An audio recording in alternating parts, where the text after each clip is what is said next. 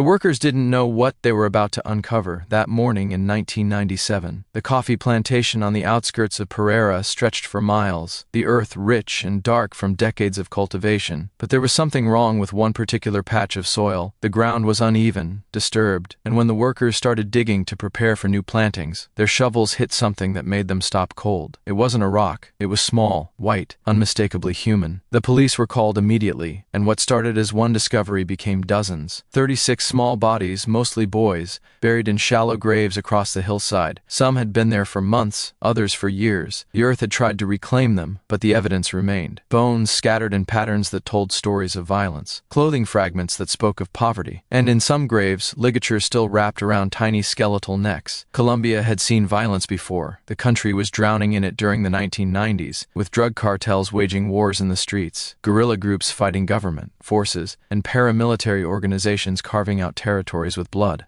But this was different. This was something that made even hardened detectives step away from the graves to catch their breath. These weren't casualties of war or collateral damage from cartel violence. These children had been hunted, one, by someone who moved through Colombia like a ghost. The forensic teams began the painstaking work of identification, but many of the bodies would never be claimed. They belonged to Colombia's forgotten children, the ones who lived in the cracks of society, invisible until someone decided to count their bones. And somewhere out there, the person responsible was still walking free, still hunting, still killing. The workers who found those graves didn't know it yet, but they had stumbled upon the hunting grounds of the world's most prolific serial killer. A man who would later confess to murdering more than 190 children across Colombia over 7 years. A man who called himself many names, wore many faces, but whom history would remember by one title, La Bestia, the Beast.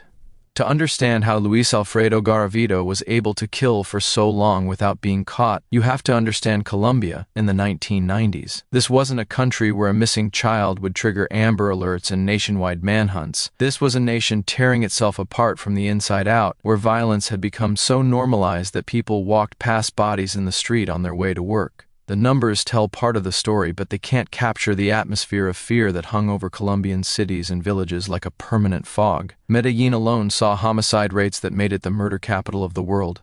Pablo Escobar's Medellin cartel was waging war against the government, planting bombs in shopping centers, assassinating politicians, and turning entire neighborhoods into war zones.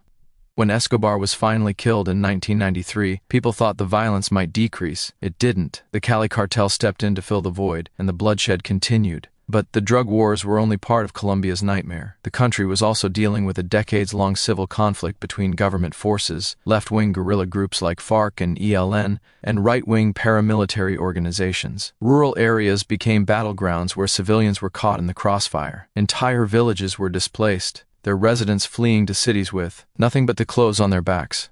The lucky ones found work in informal economies. The unlucky ones ended up living on the streets. And then there were the children, thousands of them. Street children were everywhere in Colombian cities during the 1990s, so common that they became part of the urban landscape, invisible to people who passed them every day. Some had lost their parents to violence. Others had been abandoned by families too poor to feed another mouth. Many ran away from homes where abuse was a daily reality. They survived by begging, stealing, selling trinkets, or doing whatever odd jobs they could find. They slept in doorways, under bridges, in abandoned buildings. They sniffed glue and gasoline to dull the hunger and cold. The government had neither the resources nor the political will to address the street children crisis. Social services were overwhelmed. Orphanages were full beyond capacity. Police often treated street children as criminals rather than victims, rounding them up during sweeps of downtown areas, only to release them hours later with nowhere to go. And when street children disappeared, which happened all the time, nobody really noticed. Nobody filed missing persons reports. Nobody organized search parties. These children existed outside the system, which meant they could vanish without leaving a trace. This was the environment that allowed Luis Alfredo Garavito to operate with near impunity for 7 years, in a country where dozens of people were murdered every day, where mass graves were discovered regularly as a result of political violence, where poverty and displacement had created an entire population of vulnerable, invisible children one man could kill again and again without raising alarm. the chaos of 1990s. Colombia didn't just provide cover for Garavito's crimes, it provided him with an endless supply of victims who nobody was looking for. Economic inequality made the situation even worse. Colombia, in the 1990s, had one of the highest rates of income disparity in Latin America. The wealthy lived behind high walls, topped with razor wire, employed private security, and sent their children to exclusive schools. The poor lived in sprawling slums that climbed hillsides on the outskirts of major cities, entire neighborhoods without running water or electricity, where police rarely ventured. The children Garavito targeted came from this second world, the one that existed parallel to middle-class and wealthy Colombia but never intersected with it. So when a 10-year-old boy disappeared from a slum in Pereira, or a 12-year-old vanished from the streets of Tunja, there was no media coverage,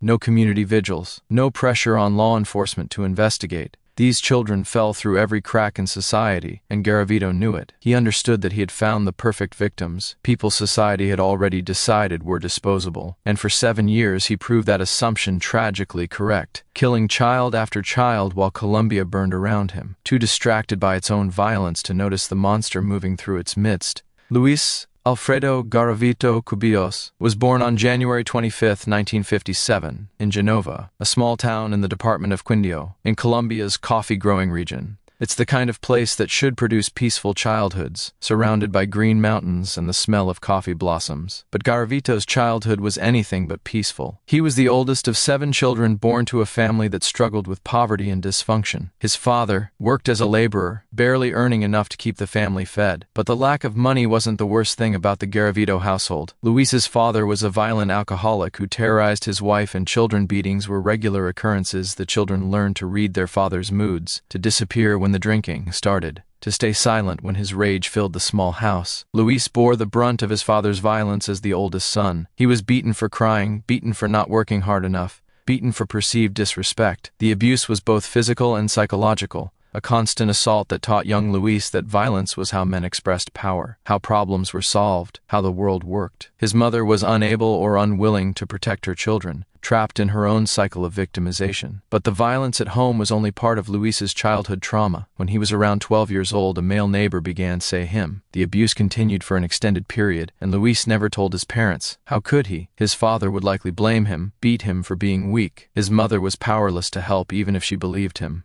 So Luis suffered in silence, the abuse compounding the trauma he was already experiencing at home. This is where many people try to draw a direct line from childhood victimization to adult violence, as if trauma automatically creates monsters. It doesn't. Millions of people survive abuse without becoming abusers. Millions experience trauma without inflicting it on others. But in Luis's case, the abuse did something specific to his developing brain and psychology. It taught him that the world was divided into predators and prey, and he had spent his childhood as prey. It also established associations between violence, control, and satisfaction that would later resurface in horrific ways. Young Luis showed other warning signs beyond being a victim of abuse. He was known in his neighborhood for torturing small animals, a behavior that alarmed some adults but was dismissed by others as boys being boys. He would catch birds and slowly pull off their wings. He trapped cats and subjected them to prolonged suffering. This kind of behavior is now recognized as one of the strongest predictors of future violence against humans, but in rural Colombia in the 1960s, nobody was tracking such things. School was a struggle for Luis. He had difficulty concentrating, performed poorly in his classes, and eventually dropped out. He never learned to read or write properly, remaining functionally illiterate throughout his life. His limited education would later become part of his camouflage,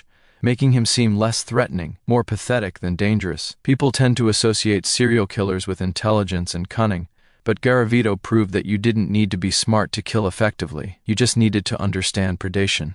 As a teenager and young adult, Luis drifted through a series of low-wage jobs. He worked as a store clerk, a street vendor, a laborer. He couldn't hold any position for long. Employers found him strange, unreliable. He had difficulty relating to other people, existing on the margins of social interactions. He never formed close friendships. He never had romantic relationships with people his own age.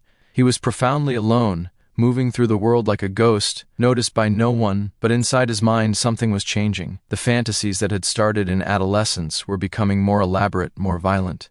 He began drinking heavily, following in his father's footsteps, using alcohol to quiet the noise in his head. But the drinking also lowered his inhibitions, made the line between fantasy and action thinner. He started watching children, following them, imagining what he could do to them. The thoughts that once scared him started to excite him. By his 30s, Luis Alfredo Garavito had become exactly what his childhood had prepared him to be, a predator. He had internalized every lesson violence had taught him. He had learned that the weak existed to be exploited, that power came from inflicting pain, that his own victimization could be transformed into agency by making others his victims. All he needed now was opportunity. In 1990s, Colombia was about to provide that in abundance. The exact date of Luis Garavito's first murder remains uncertain. He claimed during interrogations that he began killing in 1992, but investigators believe he may have started earlier. What is known is that his crimes escalated gradually, a progression that is typical of serial killers who begin by testing boundaries, learning what they can get away with. In his early 30s, Garavito was living an itinerant lifestyle, moving from town to town across Colombia. He worked odd jobs when he needed money, but mostly he wandered. This mobility would become crucial to his ability to evade capture for so long. Unlike serial killers who operate in one geographic area, building up a body count that eventually triggers intensive police investigation, Garavito spread his crimes across dozens of municipalities and multiple departments. His appearance helped him blend in. He was small in stature, unimposing, with soft features and a gentle demeanor. He didn't look like someone you needed to fear. He looked like someone you might pity, a down-on-his-luck drifter, harmless. This was perhaps his greatest weapon. Parents would later describe feeling no alarm when this man approached their children. He seemed pathetic, not predatory, but Garavito was deeply calculating in ways that contradicted his appearance. He studied his hunting grounds carefully, identifying towns and neighborhoods with large populations of street children. He noted which areas had minimal police presence, which communities were too poor or disorganized to mount effective searches for missing children. He was, in effect, conducting surveillance, identifying vulnerabilities in the social fabric that he could exploit. His method of approaching victims was remarkably consistent. He created personas, wore them like costumes, and discarded them when they no longer served his purpose. Sometimes he dressed as a monk or priest, complete with religious garb, exploiting the trust that many poor Colombian families still placed in the Catholic Church. Other times he pretended to be a street vendor, a farmer, or a homeless person. He would approach children in markets, on streets, near schools, and strike up friendly conversations. The approach was always gentle, non-threatening. He would offer the child food, money, or work. He would tell them about a farm where he needed help, a job running errands, an opportunity to earn enough money to help their struggling families. For children who were hungry, who needed money, who were trying to survive on the streets, these offers were impossible to resist, and Garavito knew that. He specifically targeted boys between the ages of 6 and 16, though most of his victims were between 8 and 13 years old. He preferred children from impoverished backgrounds, street children, boys, whose disappearance was unlikely to trigger serious investigation. This was predatory calculation at its finest. He was selecting victims based not just on his twisted desires but on probability of getting caught. Once he gained a child's trust, Garavito would lead them on long walks, sometimes for hours, to remote locations. He chose spots far from populated areas, places where screams wouldn't be heard: coffee plantations, forests, sugarcane fields, riversides. He knew the rural landscape of Colombia intimately from his years of wandering, and he used that knowledge to find killing grounds that offered both privacy and easy disposal of bodies. What happened in those remote locations was almost unspeakably brutal. Garavito would bind the children's hands, often with rope or cord. He would assault them, torture them, prolong their suffering. He used knives to inflict wounds, sometimes mutilating his victims while they were still alive. The cruelty was both essay and sadistic, driven by urges that seemed to require not just the death of his victims but their complete degradation and destruction. After killing them, usually by cutting their throats or stabbing them repeatedly, he would bury the bodies in shallow graves or leave them partially concealed in undergrowth. Sometimes he took trophies, items of clothing or personal belongings. He also kept notebooks where he recorded details of his crimes, though investigators never determined if he was documenting his kills out of some compulsion, to relive them, or simply to keep track. The frequency of his killings increased over time. What might have started as one murder every few months escalated to multiple victims per month at his peak. He was accelerating, the intervals between kills growing shorter. This escalation pattern is common among serial killers, driven by a combination of growing confidence, decreased fear of consequences, and the diminishing satisfaction each kill provides, requiring more frequent repetition to achieve the same psychological gratification.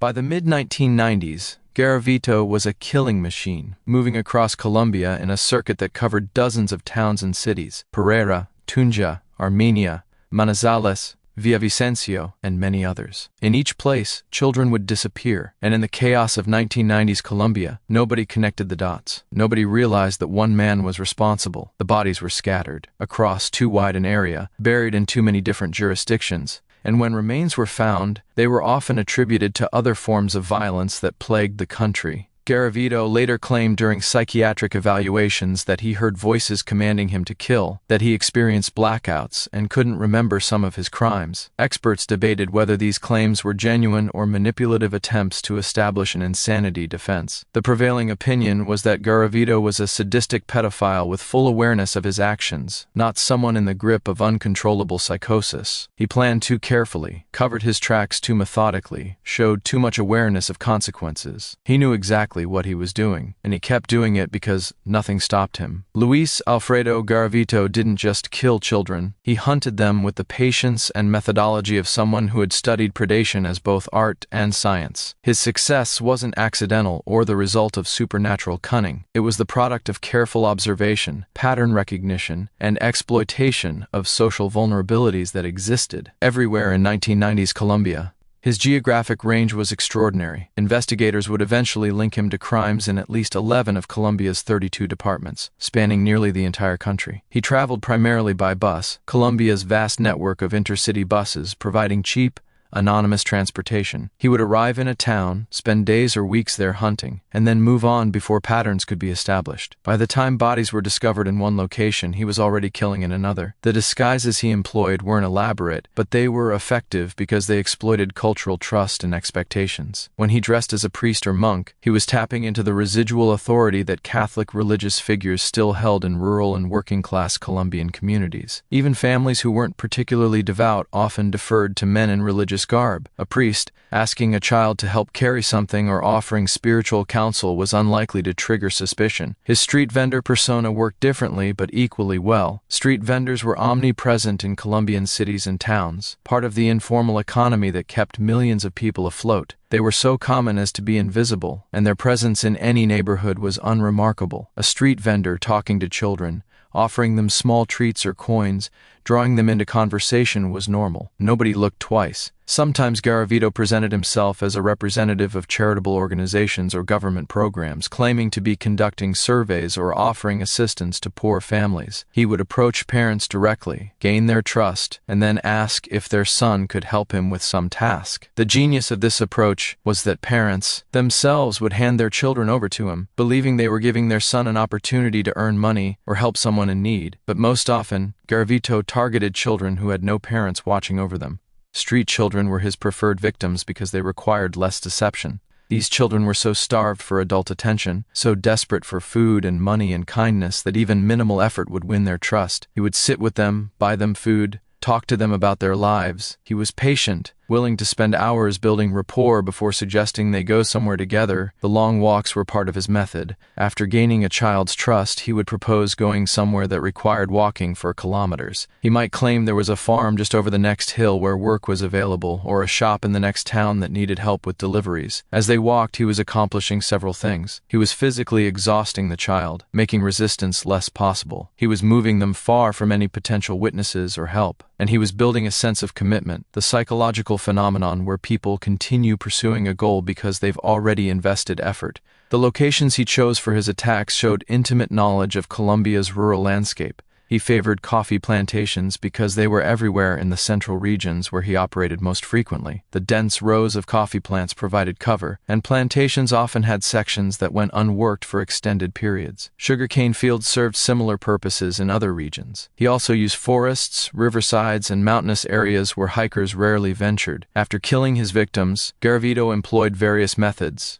of concealment. Sometimes he buried bodies in shallow graves, just deep enough to cover them with soil. Other times he hid them under vegetation or in ravines. He rarely made any effort to deeply conceal the bodies, which might seem like carelessness but was actually calculation. He knew from experience that by the time the bodies were found, if they were found at all, he would be long gone. and in Colombia's chaos, the discovery of another body rarely triggered intensive investigation. What made Garavito particularly difficult to catch was that he left few forensic clues. This was before DNA evidence became standard in Colombian criminal investigations, and even if genetic material had been collected, there was no national database to compare it against. He was careful not to be seen with victims, usually approaching them in crowded places where his face was just one among dozens, and then leading them to isolated locations where there were no witnesses. His notebooks, which would later become crucial evidence, served as both record and reliving mechanism. He wrote down names when he learned them, dates, locations, sometimes details about what he had done. Investigators believe he used these notes to revisit his crimes mentally, a form of psychological trophy-taking, but he was also careful about these notebooks, keeping them hidden, never writing anything that directly incriminated him in language that would be immediately obvious. Perhaps most chillingly, Garavito sometimes returned to disposal sites. He would come back days or weeks after leaving a body to see if it had been discovered, if there was police activity. This kind of behavior is common among serial killers, driven by a combination of reliving the crime and a psychological need to maintain connection with victims, but it also served a practical purpose for Garavito,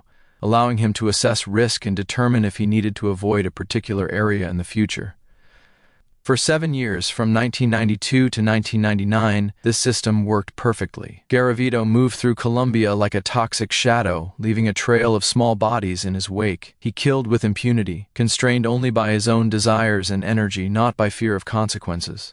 The system that should have caught him failed in every possible way, and children paid the price for that failure with their lives. Understanding the specifics of Garavito's crimes requires confronting details that are deeply disturbing. This isn't sensationalism for shock value. These details are necessary to comprehend the depth of evil he represented and the suffering his victims endured. The patterns in his crimes also reveal important information about his psychology and methodology. Garavito's attacks followed a consistent structure, suggesting ritualistic elements driven by specific psychological needs. After leading a victim to a remote location, he would begin by restraining them. He used rope, cord, or sometimes the victim's own clothing to bind their hands, occasionally their feet as well. This restraint served practical purposes but also psychological ones. It established complete control, rendering the victim helpless, unable to fight back or escape. What followed was prolonged torture. Garavito didn't kill quickly. He spent time with his victims, inflicting pain methodically. He used knives to cut and stab, sometimes starting with superficial wounds and gradually making them deeper. The torture often lasted hours. Investigators believe this prolonged suffering was central to Garavito's gratification, that the power he felt during these hours was what he truly craved. The essay component of his crimes was invariably brutal. He didn't just assault his victims, he violated them in ways that caused maximum physical trauma.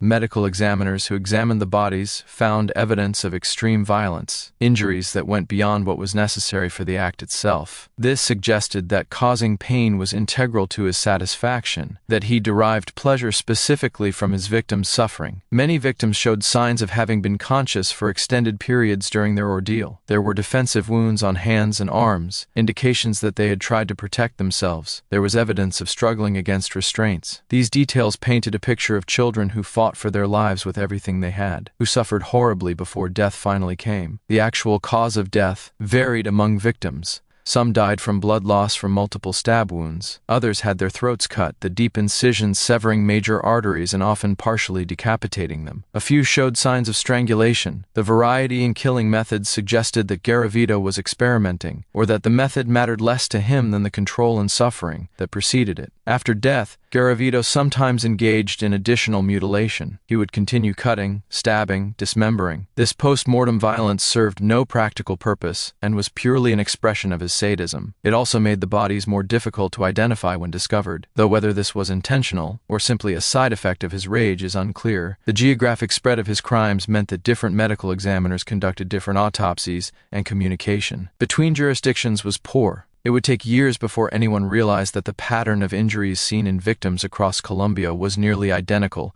suggesting a single perpetrator. By the time this connection was made, Garavito had killed well over 100 children. Psychiatric evaluations conducted after his arrest attempted to understand the psychology driving his crimes. Experts identified him as having antisocial personality disorder with sadistic features, pedophilia, and possible elements of psychopathy. but these clinical terms barely capture the reality of what he was. He showed no genuine remorse, only performance of remorse when he thought it might benefit him. He was capable of understanding right from wrong and chose wrong deliberately and repeatedly. During interviews, Garavito claimed that he heard voices telling him to kill, that an inner force he couldn't control drove his actions. He described dissociative states where he would become someone else during his crimes. Mental health professionals were skeptical of these claims. The level of planning and consistency in his crimes suggested full awareness and control. His claims of voices and dissociation appeared to be attempts to establish a framework for an insanity defense. What made Garavito particularly dangerous from a psychological perspective was his complete lack of empathy. When shown photographs of his victims, when confronted with details of their suffering, he displayed no emotional response. He talked about his crimes in detached, clinical language, as if describing something he had observed rather than perpetrated. This emotional flatness is characteristic of psychopathy and made him especially horrifying to those who interviewed him. He did express anger, but it was always self-focused.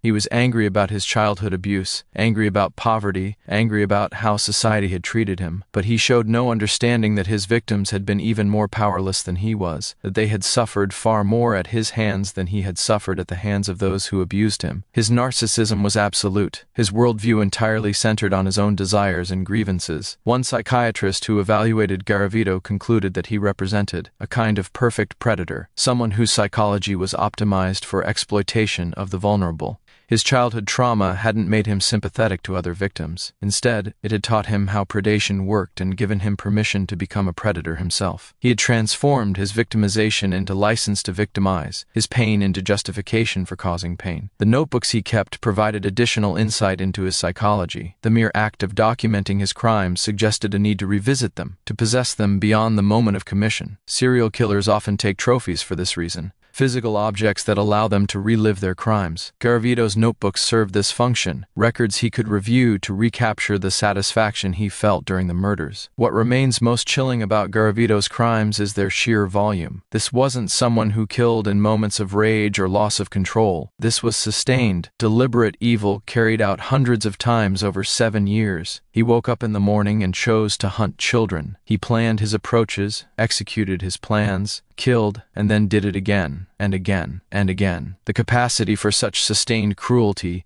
defies easy psychological explanation and forces confrontation with the reality that some human beings are simply irredeemably evil. Behind every number in Garavito's body count was a child with a name, a face, a life that mattered. Most of these children will never be fully identified. Their remains were too decomposed, their disappearances never officially reported, their families too poor or disorganized to maintain records. But what is known about Garavito's victims paints a devastating picture of poverty, abandonment, and systemic failure. The typical victim was a boy between 8 and 13 years old, though ages ranged from 6 to 16. They came overwhelmingly from the poorest segments of Colombian society. Many were street children who had no permanent home, sleeping wherever they could find shelter, surviving by begging or petty theft, or selling small items in markets. These children were visible everywhere in Colombian cities during the 1990s, so common that middle-class people had learned not to see them. Some victims came from families so desperately poor that they couldn't afford to keep all their children. In rural areas, it wasn't uncommon for boys to leave home at young ages to seek work in cities,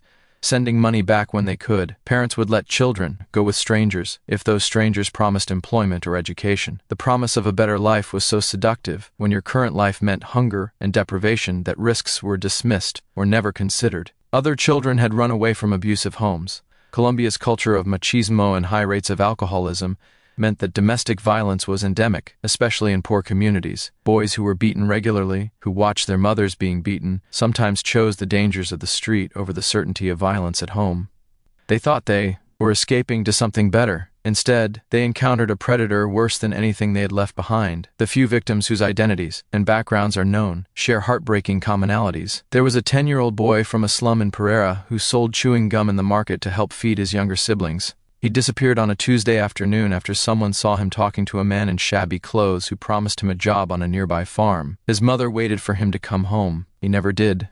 There was a 12-year-old from a rural village who had been sent to live with relatives in Tunja because his parents couldn't afford to feed him. The relatives were barely better off, and the boy spent his days looking for odd jobs. He vanished while on his way to sell fruit at a roadside stand. His family searched for days before giving up. They assumed he had died in an accident or been killed in violence related to the conflict. They never thought to look for a serial killer. There was an 8-year-old street child in Manizales who had no family anyone knew about. He slept in a doorway near a bakery, and the owner sometimes gave him leftover bread. The other street children called him Pequeño, little one, because even for his age he was tiny, malnourished from years of inadequate food. He disappeared one morning. The other street children noticed he was gone, but they didn't report it. Who would they report it to? Police didn't care about missing street children. These weren't children who had safety nets. They didn't have parents who would immediately call police if they didn't come home. They didn't have schools tracking their attendance. They didn't have pediatricians noticing their absence from appointments.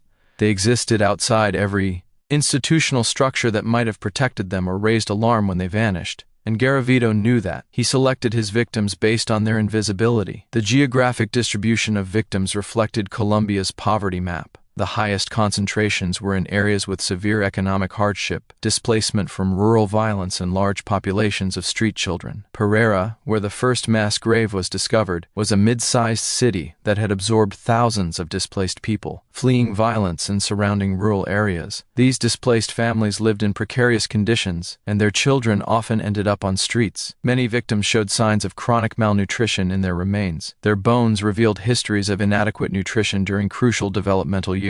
Dental records, when they existed, showed mouths full of cavities that had never been treated. These were children who had been suffering long before Garavito found them. He added the final, fatal chapter to lives that had been difficult from their beginning. Some families never knew what happened to their children. Boys who had left home seeking work simply never returned, and parents assumed they had found employment elsewhere or met some other fate. In conflict-ridden Colombia, there were many ways for a child to die. The idea that a serial killer was specifically hunting children wasn't something that occurred to most people. Serial killers were phenomena from American true crime shows, not something that happened in Colombia. When remains started being identified after Garavito's arrest, the process of informing families was agonizing. Parents learned that children they had assumed were alive somewhere, perhaps working in another city or living with distant relatives, had been dead for years. The grief was compounded by guilt. Why did I let him leave? Why didn't I look harder? Why did I stop searching? These questions would haunt families for the rest of their lives. But for many victims, there were no families to inform. They were truly forgotten children, belonging to no one, mourned by no one. When their bones were found in shallow graves across Colombia, authorities did their best to identify them through clothing remnants and locations where they disappeared. But dozens remain unidentified to this day. They are remembered only as numbers in Garavito's confession: victim 57, victim 89, victim 132. Child advocacy organizations in Colombia tried to use the horror of Garavito's crimes to bring attention to the broader issue of street children. They argued that what happened to these boys was an extreme version of the daily violence and exploitation that thousands of Colombian children faced. But the media attention was temporary, and when it faded, street children returned to being invisible. The systemic issues that made Garavito's crimes possible remained largely unaddressed. Each victim deserves to be remembered, not just as a statistic in the world's worst serial killing case, but as a child who laughed and played and dreamed, who deserved safety in childhood and a future. They deserved adults who would protect them, a society that valued them, systems that would notice when they disappeared. They deserved better than what Colombia gave them, and they deserved better than the monster who found them in their vulnerability and destroyed them. The discovery of the mass grave in Pereira in 1997 should have triggered an immediate nationwide investigation. It didn't. The remains of 36 children buried in systematic patterns across a hillside were initially attributed to political violence or cartel activity, the default explanations for mass casualties in 1990s Colombia. It took weeks before forensic analysis revealed details that didn't fit those narratives. The victims were all young boys, all killed in similar ways, all showing signs of having been restrained and tortured before death. This wasn't a cartel dumping ground. Cartels shot people or killed them efficiently. This wasn't political violence either. Guerrillas and paramilitaries didn't waste time torturing children. This was something else, something that made investigators deeply uncomfortable. This looked like the work of a serial killer, and if one person was responsible for 36 bodies in Pereira, how many others might be buried elsewhere? Local police in Pereira were overwhelmed. They didn't have experience investigating serial murders. Colombia didn't have the investigative infrastructure for this kind of case. There was no FBI equivalent to call in. no behavioral analysis unit, no national database of unsolved murders that might reveal patterns. Each jurisdiction operated independently, and communication between police departments in different cities was minimal. A few detectives in Pereira started making phone calls. They contacted colleagues in other cities, asking if anyone had found similar mass graves or recovered bodies of young boys showing similar patterns of violence. The responses were chilling. Yes, we found 3 bodies near Manizales last year. Yes, there were 5 discovered outside Armenia. Yes, 2 boys in Tunja. Each detective had assumed they were dealing with isolated local incidents. Now they realized they might all be connected. As information was compiled, the scope of the horror became clearer. There were potentially hundreds of victims spread across dozens of municipalities, but connecting these dots required resources that didn't exist. The few detectives trying to build a comprehensive picture were doing so informally, on their own initiative, without official support or coordination from higher authorities. It was a grassroots investigation driven by determination rather than institutional backing. The breakthrough came from an unexpected direction. In early 1999, police in Villavicencio arrested a man attempting to assault a young boy. The man had been seen leading the child toward a remote area when a passing motorist became suspicious and confronted him. The man fled, but the motorist noted his description, and police later apprehended him based on that information. The man gave his name as Bonifacio Morera Liscano and claimed to be a street vendor. He seemed pathetic, small and shabby, not particularly threatening, but he had materials in his possession that raised questions: rope, a knife, and a notebook with writing in it. Police might have processed him for attempted assault and released him if not for one detail. The notebook contained names and locations that matched areas where bodies had been discovered. Detective Aldemar Duran was assigned to interrogate the suspect. Duran was an experienced investigator who had worked on drug cartel cases and understood criminal psychology. Something about this small, unremarkable man in the interrogation room bothered him. The man was too calm, too detached, especially given that he had just been caught attempting to attack a child. Duran decided to dig deeper. He started asking about the notebook, about the names and places written in it. The suspect claimed they were business contacts, places he had worked, but his explanations didn't make sense. Duran pressed harder, bringing up the mass graves in Pereira, the murdered boys found in other locations. The suspect showed no emotional response, just watched Duran with flat eyes. Then Duran tried a different approach. He started talking about childhood, about abuse, about pain. He created a space where the suspect might feel understood rather than judged, and slowly, over hours, the man in the interrogation room started to talk, not as Bonifacio Morera Liscano, but as Luis Alfredo Garavito Cubillos, and what he had to say would shock Colombia and the world. April 22nd, 1999, started as an ordinary day in Villavicencio, a mid-sized city in central Colombia. But by evening, police had in custody a man who had confessed to being the world's most prolific serial killer. The capture itself was almost anticlimactic given the magnitude of Garavito's crimes, but it represented the beginning of justice after 7 years of unchecked predation. The attempted assault that led to Garavito's arrest followed his usual pattern. He had approached a 12-year-old boy in a market, offering him work at a nearby farm. The boy, lured by the promise of money, agreed to go with him. They started walking out of town, heading toward rural areas, but a passing driver named Romulo Ramirez noticed something that troubled him. The boy seemed uncertain, uncomfortable, and the man leading him had a strange intensity despite his mild appearance. Ramirez stopped his car and asked the boy if everything was okay, if he knew this man. The boy hesitated, and in that hesitation Ramirez saw fear. He told the boy to get in his car and asked the man to explain what was happening. Garavito, sensing the situation deteriorating, turned and ran. Ramirez took the boy to the nearest police station and provided a detailed description of the man. Police were initially skeptical that they would locate the suspect. Villavicencio had thousands of transient workers and drifters who matched the general description, but Garavito made a critical mistake. Instead of leaving the area immediately, he lingered, perhaps believing that, without physical evidence or the victim's testimony connecting him to anything worse than suspicious behavior, he wasn't in serious danger. 2 days later, police spotted him at a bus station and arrested him. He was carrying a small bag with his meager possessions, a change of clothes, some money, the rope, the knife, and several notebooks.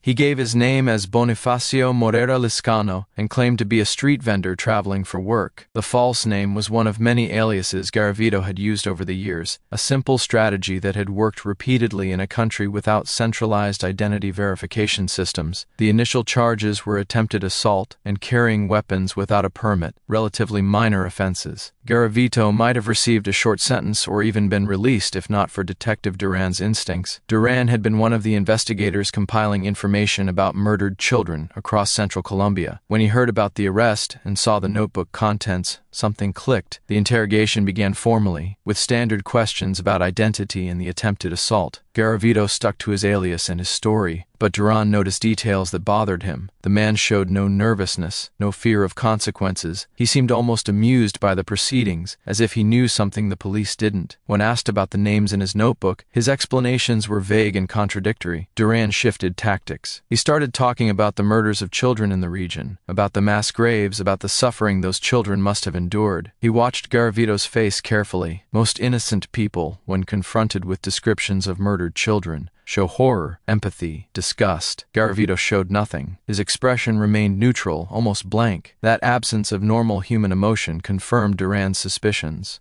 Then Duran tried something unconventional. Instead of pressing accusations, he expressed understanding. He talked about how some people experience terrible childhoods that damage them. He suggested that someone who hurt children might themselves have been hurt as a child, that cycles of violence were tragic for everyone involved.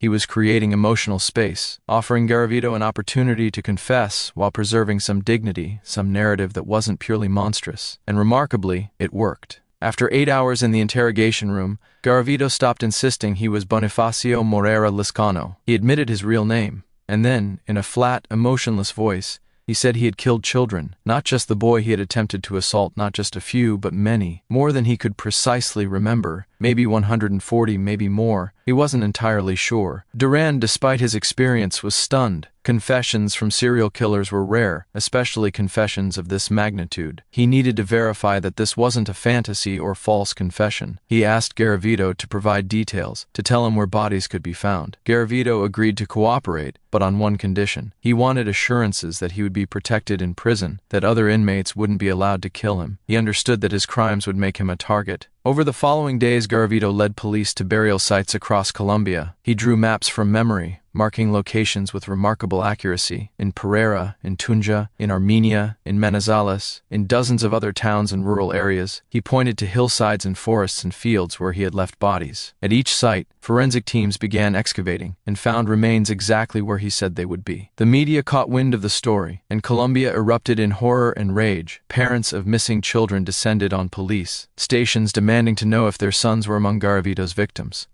Crowds formed outside the jail where he was held, calling for vigilante justice. Armed guards were posted to prevent mob violence. The country that had been numbed by decades of cartel violence and civil conflict found itself shocked by this new category of evil. As the body count grew with each new excavation site, the number Garavito had initially confessed to, 140, proved to be an underestimate. By the time all known sites had been excavated, investigators had evidence of at least 193 murders, making Garavito the most prolific serial killer in documented history.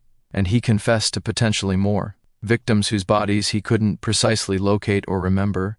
During subsequent interrogations, Garavito provided details about his methods, his selection of victims, his years of moving across Colombia. He spoke in the same flat, emotionless tone, occasionally showing what seemed like pride in his accomplishments, describing his crimes with the detachment of someone recounting a successful business venture. When asked why he killed, he gave various answers at different times. He blamed voices in his head, his childhood abuse, alcoholism, uncontrollable urges. But he never expressed genuine remorse. Psychiatrists who evaluated him concluded he was competent to stand trial, that he understood the nature of his crimes and the legal proceedings against him. His claims of hearing voices and experiencing dissociative states were deemed likely fabrications designed to support an insanity defense. He was calculated and aware, a sadistic pedophile and mass murderer who had operated with full consciousness of his actions. The capture of Luis Alfredo Garavito closed the deadliest serial killing spree in recorded history. But it opened wounds across Colombia that would never fully heal. Families whose children were identified among the victims finally had answers but gained no comfort from them. Families whose children remained missing clung to hope that their sons were among the unidentified or weren't victims at all. And the country itself had to confront uncomfortable questions about how one man had been allowed to kill for so long without being stopped. The interrogation room in Villavicencio was small and windowless, lit by harsh fluorescent lights that made everyone's skin look sickly. Detective Aldemar Duran sat across a metal table from Luis Alfredo Garavito, the small, shabby man who was about to confess to the most extensive serial killing spree in human history. What transpired over the next 8 hours would be recorded and later studied by criminologists worldwide as a masterclass in interrogation technique and a chilling glimpse into absolute evil. Duran had prepared carefully for this interrogation. He had reviewed everything known about Garavito's background, his childhood abuse, his drifting lifestyle, his previous arrests for minor offenses under various aliases. He understood that traditional confrontational interrogation wouldn't work with someone like Garavito. Psychopaths and sadists don't respond to moral appeals or aggressive pressure. They respond to self-interest and occasionally to being understood. So Duran began not with accusations, but with empathy. He talked about his own difficult childhood, about poverty in Colombia, about how violence damaged everyone it touched. He created a narrative framework where Garavito could position himself as a victim who had become a perpetrator, a damaged person, rather than simply a monster. This wasn't mercy or genuine sympathy. It was strategic. Duran needed a confession, and he was willing to provide whatever emotional space Garavito required to give it. Garavito responded to this approach slowly at first. He talked about his childhood, about his abusive father, about the neighbor who had essayed him for years. He described his feelings of powerlessness, his anger, his sense that the world was divided into predators and prey. His voice remained flat and effectless, even when describing traumatic experiences, a dissociation that Duran recognized as characteristic of severe personality disorders. Then Duran gently introduced the subject of the murdered children. He didn't accuse. He simply mentioned that many boys had been found dead across Colombia, that someone must know what happened to them. He suggested that whoever killed those children might have reasons, a history that explained their actions. He was offering Garavito a narrative of understanding rather than condemnation, and Garavito took it. He stopped insisting he was Bonifacio Morera Liscano. He admitted his real identity. Then, in a voice that betrayed no emotion, no shame, no recognition of the enormity of what he was about to say, he confessed. He had killed children, many children. He had been doing it for years as he moved across Colombia. The number was somewhere around 140. Though he wasn't precisely sure, some of the killings blurred together in his memory. Duran, maintaining his composure despite the horror of what he was hearing, asked Garavito to explain how it started. Garavito described his first murder almost academically. He had been drinking heavily, had approached a street child in a small town, offered him work and money. He led the boy to a remote area, and then something had taken over. He described it as a force, an urge he couldn't control. He had attacked the boy, assaulted him, killed him, and afterward, instead of feeling horror at what he had done, he felt satisfaction, relief, a sense of power he had never experienced before. That first kill had been in 1992, he said, though he couldn't remember the exact date or even the town with certainty. What he did remember was the feeling, the control, the sense that for once in his miserable life, he had been the one with power instead of the one being victimized. And he wanted to feel that way again, so he did it again and again. At first there were months between kills, but gradually the intervals shortened. He developed his methods through trial and error.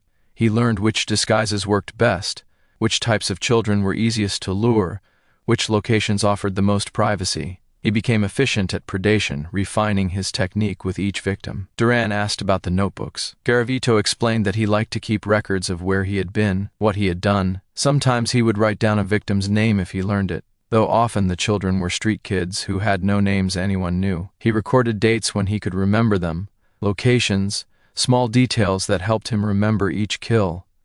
When asked why he kept such records, Garavito struggled to articulate an answer. It was just something he needed to do, he said, a way of holding on to the experiences. The detective asked him to provide locations where bodies could be found. Garavito agreed, but his memory was imprecise. He could remember general areas, a coffee plantation outside Pereira, a forest near Tunja, sugarcane fields in several different regions, but exact locations were fuzzy. He had killed so many children in so many places over so many years that they ran together in his mind.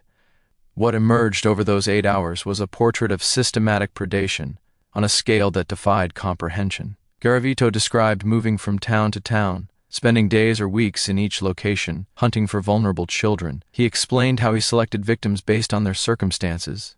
Street children were best because nobody looked for them, but poor children from desperate families also worked if he could gain the parents' trust.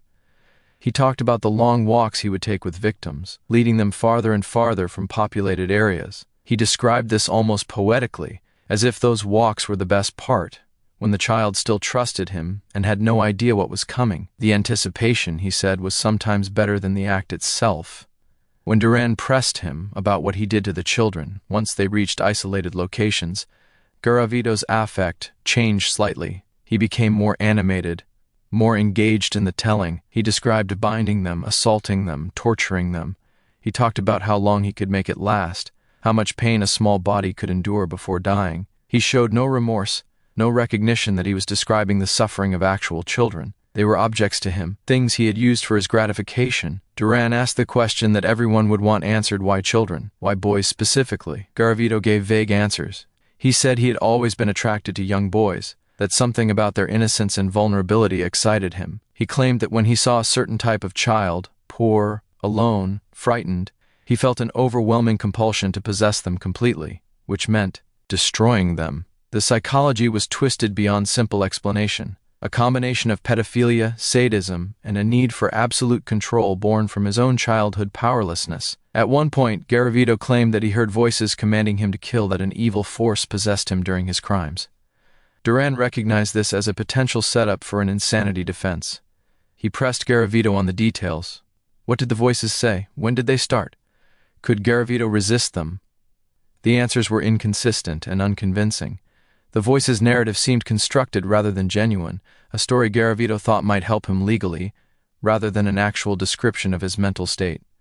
What was most chilling about the confession was Garavito's complete lack of emotional response to his own words. He described murdering children with the same flat affect he used when discussing his childhood or his travel routes. There was no spike in emotion, no guilt or shame, or even excitement. Just a dead, hollow recitation of facts. Duran had interrogated many criminals over his career, but he had never encountered someone so fundamentally disconnected from normal human emotion. As the interrogation stretched past 8 hours, Duran circled back to specific victims, asking Garavito to provide details that could help identify bodies. Garavito tried to help, though his memory for individual victims was poor. They all blurred together: small boys, frightened faces, remote locations. He could sometimes remember specific features or clothing items, but often he couldn't. There had simply been too many. Near the end of the session, Duran asked Garavito if he felt remorse. There was a long pause. Then Garavito said he knew what he had done was wrong, that he deserved to be punished.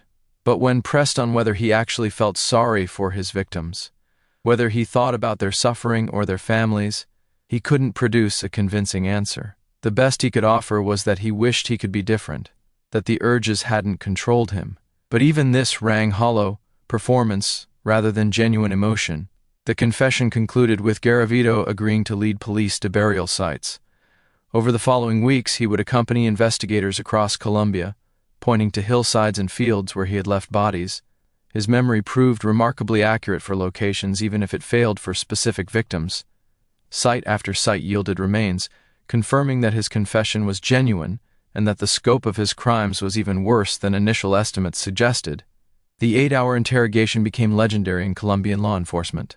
Duran had successfully extracted a full confession from the world's most prolific serial killer, using psychology and patience rather than aggression. But the detective took no pride in his accomplishment. After the confession was complete and Garavito was taken to a cell, Duran went home and couldn't sleep for days. The things he had heard in that interrogation room haunted him. The flatness in Garavito's voice when describing murdered children, the absence of humanity in his eyes, the sense that he was sitting across from something that wore human form but had nothing human inside it. The trial of Luis Alfredo Garavito began in 1999 and would stretch across multiple years as prosecutors compiled evidence from dozens of crime scenes across Colombia. The legal proceedings faced challenges from the start. Colombia's judicial system had never dealt with a case of this magnitude, and existing laws seemed inadequate to address crimes of such enormity. Garavito was initially charged with 172 counts of murder, though investigators believe the actual number exceeded 190 and potentially reached over 200.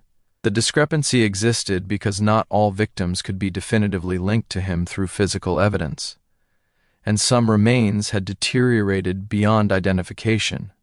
But based on his confession, the discovery of bodies at locations he specified, and forensic evidence from confirmed victims, the prosecution had overwhelming proof of guilt. The trial itself was less a question of guilt or innocence and more a procedural formality. Garavito had confessed extensively, cooperated with investigators, and led police to burial sites. His defense attorneys didn't attempt to argue innocence.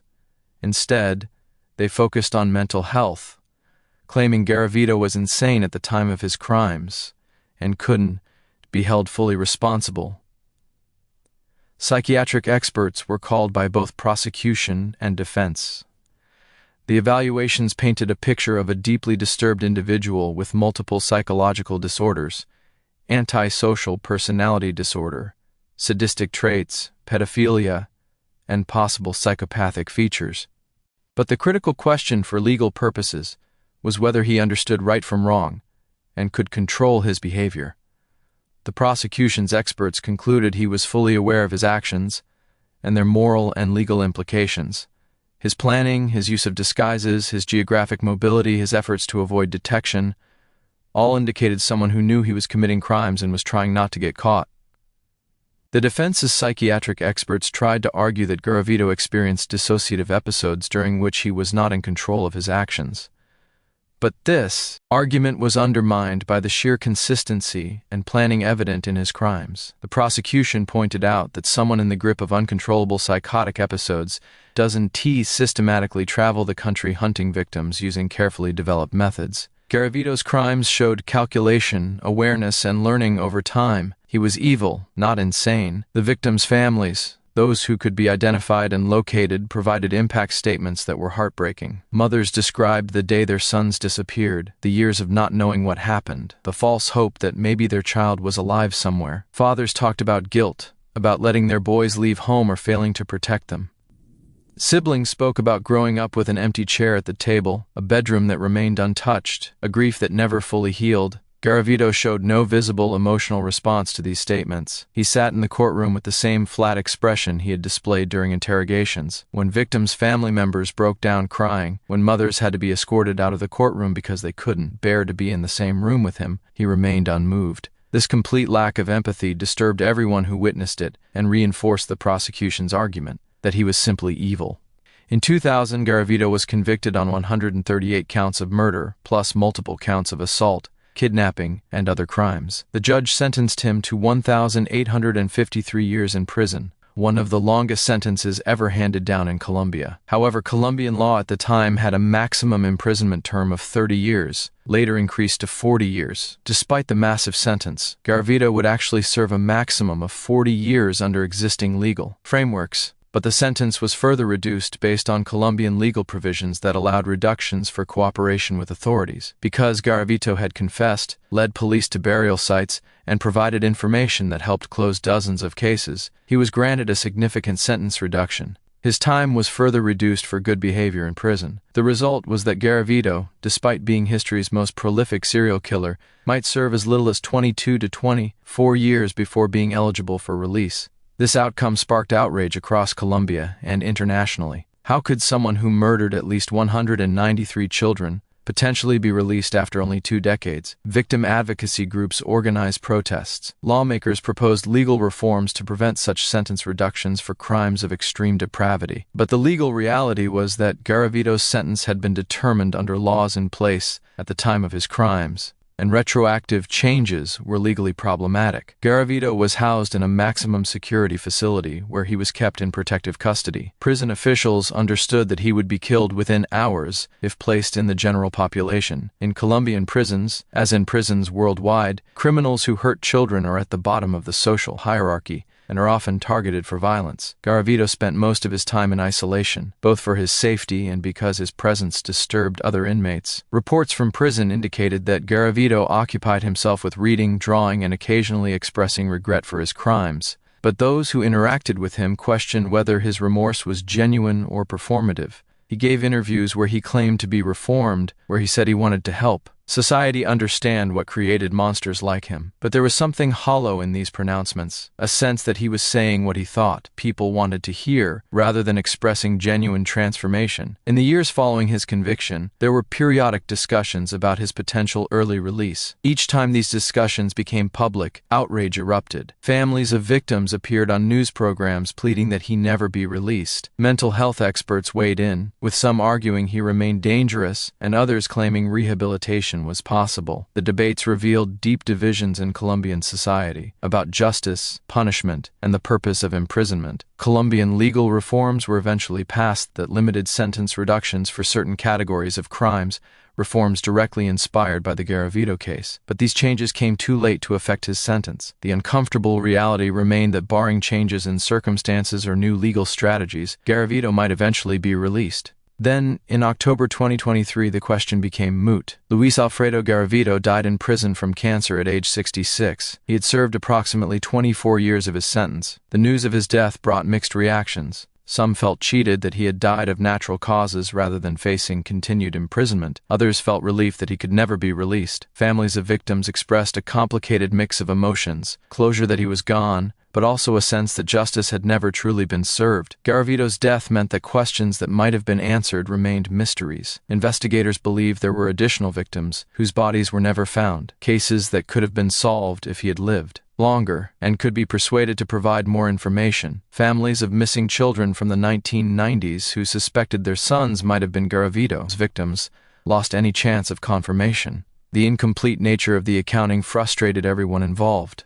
His body was cremated without ceremony. No family members claimed his remains. There was discussion about what to do with his ashes, whether they should be scattered, buried, or simply disposed of. The decision was ultimately made to treat them as unclaimed remains, with no public acknowledgement of their final disposition. Even in death, Garavito inspired revulsion and a desire to forget he ever existed. The trial and its aftermath revealed systemic failures in Colombia's response to vulnerable children. Legal reforms were implemented, but practical changes to social services, street children programs, and investigative procedures were slower to materialize. The case of Luis Alfredo Garavito had exposed how thoroughly Colombian society had failed its most vulnerable members, but fixing those failures would require resources and political will that remained elusive. Luis Alfredo Garavito is dead, but the horror he created lingers. His crimes left scars on Colombia that go far beyond the specific families who lost children to his predation. He exposed systemic failures, revealed uncomfortable truths about how society treats its most vulnerable, and forced a nation to confront the reality that monsters don't just exist in fiction. The immediate legacy was trauma. Hundreds of families across Colombia lost children, and even those who received confirmation and were able to bury remains found no real closure. How do you move forward when you know your child spent his final hours in unimaginable terror and pain? How do you forgive yourself for letting him leave the house, for believing a stranger's promises, for not searching longer when he disappeared? These questions haunted families for decades. But the trauma extended beyond direct victims' families. Colombia as a whole was forced to reckon with the fact that for 7 years, children were being systematically murdered, and nobody noticed. The country's violence had been so pervasive, its social fabric so torn, its institutions so overwhelmed that a serial killer could operate with near impunity. This realization was deeply disturbing to a society that wanted to believe it protected its children. The case sparked some reforms in how Colombia dealt with missing children and street children. New protocols were established for reporting and investigating child disappearances. Resources were allocated, at least temporarily, to programs addressing the street children crisis. National databases were created to track missing persons and unidentified remains. But these reforms came too late for Garavito's victims, and their implementation was uneven. Child advocacy organizations used the horror of Garavito's crimes to push for systemic change. They argued that the real scandal wasn't that one man had been evil enough to kill hundreds of children, but that Colombian society had created conditions where such crimes were possible. invisible. The street children whose deaths Garavito caused had been suffering before he found them, suffering from poverty, neglect, abuse, and abandonment. Addressing those root causes required more than criminal justice reform. It required fundamental changes to social and economic policy. But as is often the case with momentary outrage, attention eventually faded. The media moved on to other stories. Politicians stopped giving speeches about protecting children. Funding for social programs was redirected to other priorities. Street children remained a visible presence in Colombian cities, still vulnerable, still largely invisible to society at large.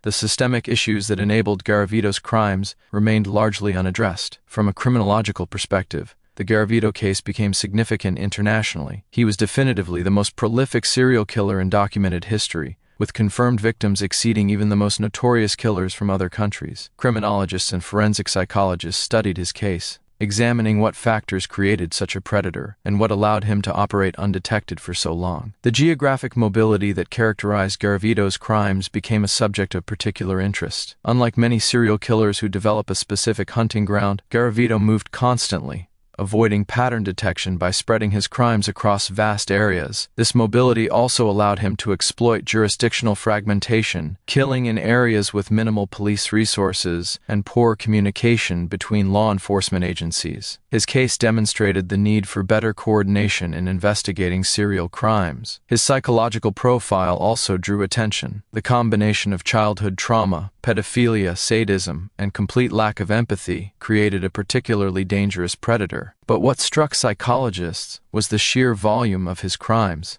Most serial killers have refractory periods between murders when their urges are satisfied. Garavito's refractory period seemed remarkably short, allowing him to kill at a pace that exceeded virtually all other documented cases. Understanding what drove such sustained predation remained a challenge. Comparisons were inevitably drawn to other serial killers. Pedro Lopez, another Colombian serial killer who claimed to have murdered over 300 girls across South America in the 1970s, was cited as a precedent. But Lopez's claims were never fully verified, and he had been convicted of far fewer murders. Garavito's case was unique in having extensive physical evidence and a detailed confession that allowed investigators to confirm an unprecedented body count. The case also sparked debate about appropriate punishment for crimes of such magnitude.